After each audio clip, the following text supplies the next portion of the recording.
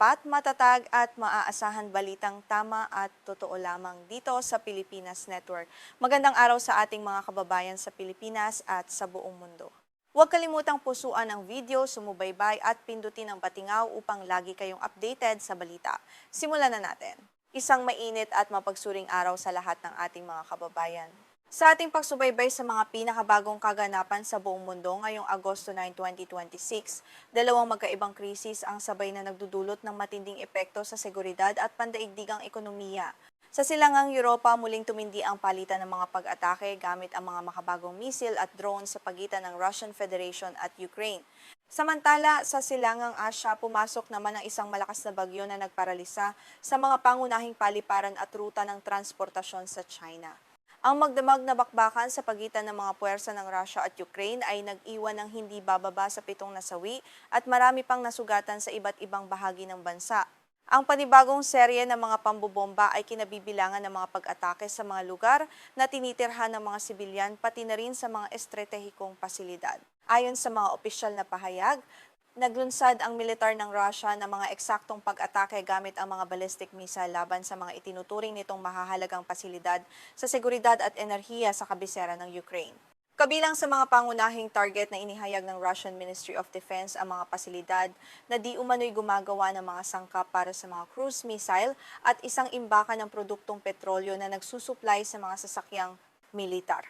Ang mga pag-ataking ito ay muling nagpakita ng patuloy na pagsubok sa kakayahan ng sistemang panlaban sa himpapawid ng Ukraine laban sa mabilis at kayang magmaniobrang mga ballistic missile.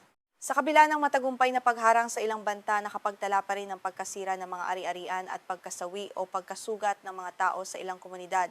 Sa kabilang panig ng mundo, kalikasan naman ang nagdulot ng malaking banta at abala sa pandaigdigang paglalakbay at kalakalan. Nanalasa ang bagyong Dolphin sa silangang baybayin ng China matapos itong opisyal na tumama sa kalupaan ngayong araw. Nagdulot ang bagyo ng malawakang pagkakansela ng mahigit 1,300 biyahe ng eroplano sa mga pangunahing paliparan sa Shanghai. Nagbunsod din ito ng malawakang paglilikas ng mga residente at pagsususpinde ng mga serbisyo ng tren at pampasaherong barko sa rehiyon. Sa ating ulat ngayong araw, susuriin natin ang mga pangunahing usaping ito upang maunawaan ang kabuuang konteksto ng mga kaganapan. Magsisimula tayo sa pangkalahatang ulat tungkol sa magdamag na palitan ng mga pag-atake sa pagitan ng Russia at Ukraine at sa epekto nito sa mga sibilyan. Kasunod nito ay ang teknikal na pagsusuri sa kakayahan ng mga Iskander-M missile at ang pagpapatunay sa mga pahayag tungkol sa mga pasilidad na Kyiv 111 at Kyiv 3. Panghuli, tatalakayin natin ang epekto ng bagyong Dolphin sa sektor ng abyasyon at sa paghahanda laban sa mga sakuna sa Asya. Muling nagkaroon ng matinding palitan ng mga pag-atake gamit ang drone at misil sa pagitan ng mga puwersa ng Russia at Ukraine noong magdamag ng Agosto 8 hanggang Agosto 9, 2026. Batay sa mga paunang opisyal na ulat mula sa Ukrainian Air Force at State Emergency Service, ang panibagong tensyong ito ay nagbunga ng hindi bababa sa 7 nasawi at marami pang nasugatan. Ang mga insidente ng pag-atake ay naitala sa mahigit 100 magkakahiwalay na lokasyon sa Hilaga, Timog at silangang bahagi ng Ukraine. Sa opisyal na tala ng Ukrainian Air Force, naglunsad ang Russian Federation ng kombinasyon ng 6 na ballistic missile na binubuo ng Iskander-M at S, 400 anti-aircraft guided missile mula sa rehiyon ng Bryansk. Kasabay ng mga misil na ito, nagpakawala rin ang Russia ng kabuuang 151 drone na ginagamit sa pag-atake at panlilinlang, kabilang ang mga modelong Shahed, Gerbera, Italmas at Parodiya. Ang paggamit ng napakaraming pain o panlinlang na drone kasabay ng mga tunay na sandata ay isang kilalang taktika upang lituhin ang sistemang panlaban sa himpapawid at maubos ang mga misil na ginagamit sa pagharang. Naging matagumpay ang mga puwersa ng Ukraine sa pagbaril at pagpapabagsak sa 135 drone mula sa kabuuang bilang na inilunsad ng kalaban. Gayunpaman, nakapagtala pa rin ng mga direktang pagtama sa 12 magkakaibang lokasyon sa buong bansa. Bukod dito, ang mga bumagsak na labi mula sa mga naharang na drone at misil ay nagdulot din ng karagdagang pinsala sa 7 iba pang lugar. Ang magkakasunod na pagtama ay nagdulot ng matinding presyur sa mga lokal na tagapagligtas at tauhan ng serbisyong pang-emerhensiya. Sa Kyiv Oblast, partikular sa distrito ng Brovary, kinumpirma ng mga autoridad ang pagkasawi ng 3 sibilyan, kabilang ang isang bata dahil sa pagsabog at pagbagsak ng mga labi ng nawasak na misil Ang mga nasabing labi ng sandata ay tumama sa mga lugar na tinitirhan ng mga sibilyan na nagbunsod ng pagkasira ng mga tahanan at biglaang pagsiklab ng mga sunog. Ang insidenteng ito ay muling nagpaalala sa patuloy na panganib na kinakaharap ng mga pamayanan kahit malayo ang mga ito sa mismong linya ng labanan. Samantala, sa mismong lungsod ng Kyiv, naitala ang pagbagsak ng mga labi sa mga distrito ng Holosivsky at Obolonsky. Ang mga bumagsak na bahagi ng drone at misil ay nagdulot ng malalaking sunog sa ilang pasilidad at gusaling tirahan na ikinasugat ng hindi bababa sa 4 residente. Agad namang rumesponde ang mga tauhan ng State Emergency Service upang apulahin ang apoy at bigyan ng paunang lunas ang mga nasaktan. Ang mga paunang datos na ito ay patuloy pang sinusuri at kinukumpirma ng mga lokal na autoridad. Mahalagang linawin na ang mga natanggap na paunang ulat hinggil sa bilang ng mga biktima at lawak ng pinsala ay nakabatay sa mga pampublikong pahayag ng magkabilang panig at sa mga pangunahing ahensiya ng balita. Kailangan pa ng karagdagang paghahambing at pagpapatunay upang matukoy ang eksaktong bilang ng mga naging biktima sa bawat lalawigan. Dahil hindi pa kumpleto at patuloy na nagbabago ang mga detalye habang nagpapatuloy ang mga operasyon, ang mga numerong ito ay nananatiling paunang pagtataya habang nagpapatuloy ang paghahanap at paglilinis sa mga naapektuhang lugar. Bukod sa mga naitalang pinsala, nananatili ang mahigpit na pagpapatupad ng seguridad sa operasyon o OPSEC sa panig ng pamahalaan ng Ukraine. Patuloy ang patakaran na limitahan ang paglalabas ng eksaktong pangalan at lokasyon ng mga pasilidad militar o industrial na posibleng tinamaan sa mga magdamag na pag-ataking ito. Ginagawa ang hakbang na ito upang maiwasang makapagbigay ng kapakipakinabang na impormasyong paniktik sa kalaban na maaaring gamitin sa mga susunod pang pag-atake. Dahil sa umiiral na seguridad sa operasyon, ang mga talakayan tungkol sa mga partikular na rehiyon o pasilidad na naapektuhan ay dapat tingnan sa mas malawak na konteksto ng seguridad. Tanging ang mga lugar na opisyal na pinahintulutang ihayag ng State Emergency Service at ng mga lokal na alkalde ang maaaring kumpirmahin sa ngayon. Sa kabila nito, malinaw na ang patuloy na palitan ng pambobomba ay nagdudulot ng matinding banta sa kaligtasan ng mga sibilyan sa mga lugar na tirahan at sa mga sonang may operasyong militar sa buong Ukraine. Sa pagpapatuloy ng ating pagsusuri, mahalagang tingnan ang teknikal na aspeto ng mga sandatang ginamit sa mga pag-atake. Inamin ng mga otoridad sa Ukraine na nahihirapan ang kanilang mga sistemang panlaban sa himpapawid na harangin o pabagsakin ang mga pumasok na Iskander-M ballistic missile noong Agosto 8 hanggang Agosto 9. Ang pag-aming ito ay nagpapakita ng mga teknikal na limitasyon at hamon na kinakaharap ng anumang bansa kapag humaharap sa mga makabago at napakabilis na uri ng ballistic missile. Ang Iskander-M na may opisyal na katawagang 9K720 ay itinuturing na isa sa pinakamahirap haranging ballistic missile sa makabagong digmaan. Ang sandatang ito ay maaaring umabot sa bilis na Mach 6 hanggang Mach 7 o humigit kumulang 2,100 metro bawat segundo sa huling yugto ng paglipad nito.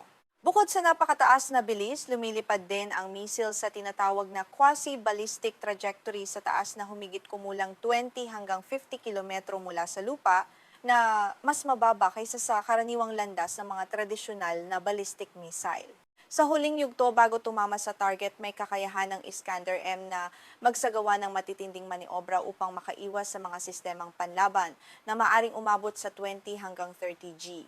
Kasabay nito, maaari rin itong magpakawala ng mga 9B999 na pain at gumamit ng aktibong elektronikong panggugulo upang lituhin ang mga radar ng sistemang panlaban sa himpapawid.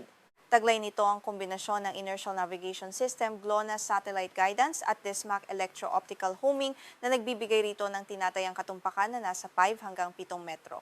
Dahil sa kakaibang landas ng paglipad at mga katangiang ito, karamihan sa mga sistemang panlaban sa himpapawid ng Ukraine na nagmula pa sa panahon ng Soviet Union tulad ng S-300 at Buk M1 ay may napakalimitadong kakayahang harangin ang Iskander-M.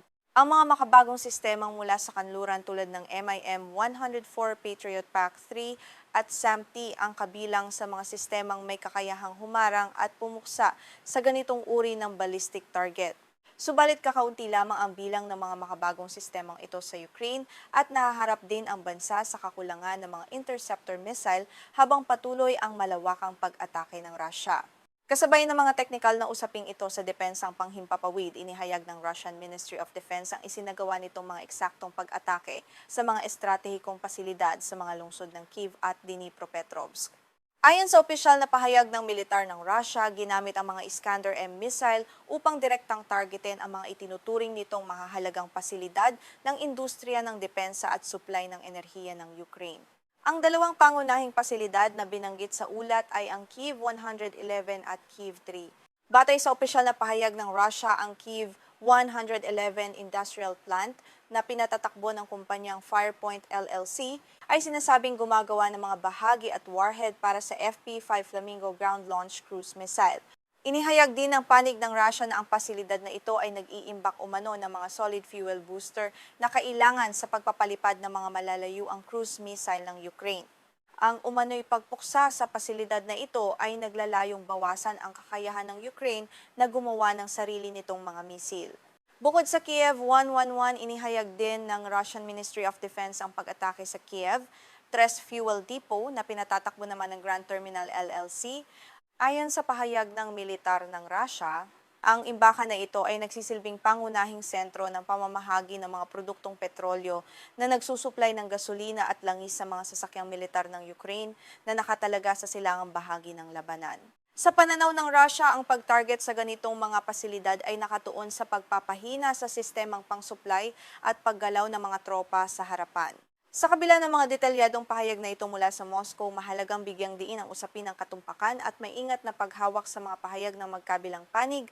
Ang lahat ng impormasyong hinggil sa umano'y pagkasira o pagkawasak ng Kyiv 111 at Kyiv 3 ay nagmula lamang sa mga opisyal na pahayag ng Russian Ministry of Defense.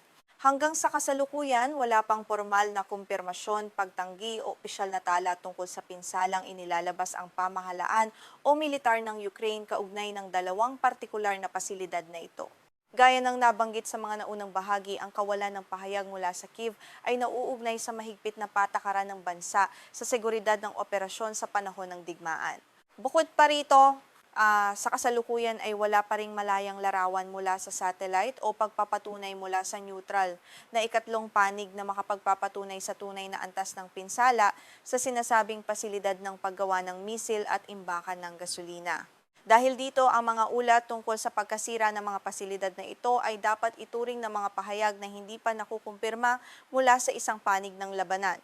Ang ganitong uri ng sitwasyon ay nagpapakita ng psikolohikal at pang-impormasyong dimensyon ng makabagong digmaan kung saan ang bawat pahayag mula sa tanggapan ng militar ay maaari ring magkaroon ng layuning makaimpluwensya sa pananaw ng publiko. Napakahalagang maunawaan ang pagkakaiba sa pagitan ng mga katotohanang napatunayan na at mga pahayag militar na hindi pa malayang nakukumpirma upang mapanatili ang neutral at balanseng pag-uulat. Ngayong nasuri na natin ang sitwasyon sa Europa, dumako naman tayo sa isang malaking krisis na kasalukuyang nagaganap sa Silangang Asya. Tumuon naman tayo ngayon sa pananalasa ng Bagyong Dolphin at sa malawak na epekto nito sa Silangang Asya. Noong hapon ng Agosto 9, 2026, bandang 5:30 ng hapon, ayon sa lokal na oras, opisyal na tumama ang Bagyong Dolphin sa silangang baybayin ng China. Ang pagtama ng bagyo sa kalupaan ay naitala sa paligid ng Yuan City, nasakop ng Taizhou sa lalawigan ng Zhejiang at nagdala ito ng matinding hangin at malakas na buhos ng ulan sa mga baybaying lugar. Ayon sa mga opisyal na datos mula sa China National Meteorological Center, nagtala ang Bagyong Dolphin ng pinakamataas na tuloy-tuloy na bilis ng hangin na 150 hanggang 162 km bawat oras o humigit kumulang 93 hanggang 101 milya bawat oras. Dahil sa matinding lakas ng bagyo, agad na nagtaas ang mga autoridad ng Red Typhoon Warning na siyang pinakamataas na antas ng babala sa bagyo sa bansa. Ang mabilis na paglapit at pagtama ng bagyo ay agad na nagdulot ng malaking banta sa buhay ng mga tao at sa mga infrastruktura sa rehiyon. Isa sa pinakamalaking direktang epekto ng Bagyong Dolphin ang matinding pagkaparalisa ng sektor ng abyasyon at transportasyon sa lungsod ng Shanghai. Dahil sa mapanganib na lakas ng hangin at napakahinang tanaw sa paligid, kinailangang kanselahin ang hindi bababa sa 1,300 hanggang halos 1,400 biyahe ng eroplano sa Shanghai. Ang bilang na ito ay kumakatawan sa humigit kumulang 16% ng kabuuang nakatakdang biyahe sa dalawang pangunahing paliparan ng lungsod, ang Shanghai Pudong International Airport at Shanghai Hongqiao International Airport. Bukod sa mga paliparan sa Shanghai, naapektuhan din ang iba pang malalapit na pasilidad sa paglalakbay sa lalawigan ng Zhejiang. Sa Hangzhou Shaoshan International Airport na itala ang pagkakansela ng mahigit 270 lokal at pandaigdigang biyahe upang matiyak ang kaligtasan ng mga pasahero at sasakyang panghimpapawid. Ang malawakang pagsususpinding ito sa sektor ng abyasyon ay nagdulot ng pagkakaantala sa libo-libong pasahero at matinding abala sa mga pandaigdigang ruta ng paglalakbay at pagpapadala ng mga kargamento sa himpapawid sa buong Silangang Asya. Hindi lamang sa paglalakbay sa himpapawid nagdulot ng pagkaparalisa ang bagyong Dolphin, kundi maging sa mga sistema ng transportasyon sa lupa at dagat. Inihinto ng mga otoridad ang operasyon ng mahigit 200 ruta ng mga pampasaherong ferry sa kahabaan ng baybayin ng Zhejiang at Fujian. Kasabay nito, sinuspinde rin ang biyahe ng mga high-speed railway line na dumaraan sa mga baybaying lalawigan upang maiwasan ang anumang aksidenteng dulot ng malalakas na hangin at posibleng pagbaha sa mga riles.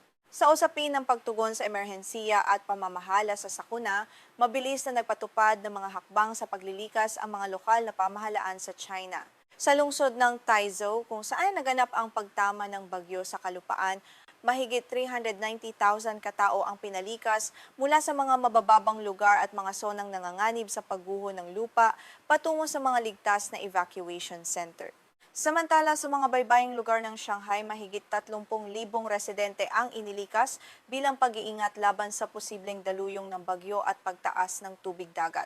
Ang mga hakbang sa maagang babala at pagsususpinde ng mga biyahe kapag may paparating na malakas na bagyo sa baybayin ay nagpapakita ng kahalagahan ng mabilis na koordinasyon ng pamahalaan. Ang ganitong mga pangyayari sa Silangang Asya ay may direktang kaugnayan din sa mas malawak na usapin ng paghahanda laban sa mga sakuna na napakahalaga para sa ating mga manonood sa Pilipinas. Ang ating bansa na madalas ding daanan ng malalakas na bagyo sa Pasipiko ay maaaring kumuha ng mahalagang aral mula sa ganitong malawakang hakbang sa pagtugon sa emerhensiya. Bagaman may mga paunang datos nang inilabas ang mga meteorologist, mayroon pang karagdagang detalye na kailangang hintayin mula sa mga opisyal na ahensiya. Ang mga tiyak na datos tungkol sa magiging landas ng bagyo matapos itong tumama sa kalupaan, pati na rin ang kabuuang bilang ng mga inilikas at ang lawak ng pinsala sa agrikultura at infrastruktura, ay nangangailangan pa ng mga susunod na ulat mula sa China Meteorological Administration at mga lokal na ahensyang nangangasiwa sa pagtugon sa sakuna. Sa pagbubuod ng ating buong ulat para sa araw na ito, malinaw na ipinapakita ng mga kaganapan ang dalawang magkaibang uri ng krisis na kasalukuyang nakaaapekto sa iba't ibang rehiyon. Sa panig ng Europa, ang patuloy na tensyon at palitan ng mga makabagong sandata sa pagitan ng Russia at Ukraine ay patuloy na nagpapalala sa sitwasyong militar at sa sistema ng supply ng mga puwersa. Ang paggamit ng mga ballistic missile at maramihang drone ay patuloy na sumusubok sa kakayahan at limitasyon ng mga sistemang panlaban sa himpapawid. Sa panig naman ng Asya, ang pananalasa ng bagyong Dolphin sa silangang baybayin ng China ay nagpapakita ng malaking epekto ng mga likas na kalamidad sa pandaigdigang transportasyon at pang-araw-araw na pamumuhay. Ang pagkakaparalisa ng mga pangunahing sentro ng abyasyon at transportasyong pandagat sa Shanghai at Ningbo ay inaasahang maaaring magdulot ng pansamantalang pagkaantala at pag-ipon ng mga kargamento sa mga panrehiyong daluyan ng supply at kalakalan sa Silangang at Timog Silangang Asya sa mga susunod na linggo. Ang dalawang kaganapang ito ang tunggaliang militar sa Europa at ang matinding bagyo sa Asya ay nagpapaalala sa atin kung gaano kadaling maapektuhan ang seguridad, ekonomiya at paglalakbay ng mga bansa sa makabagong panahon.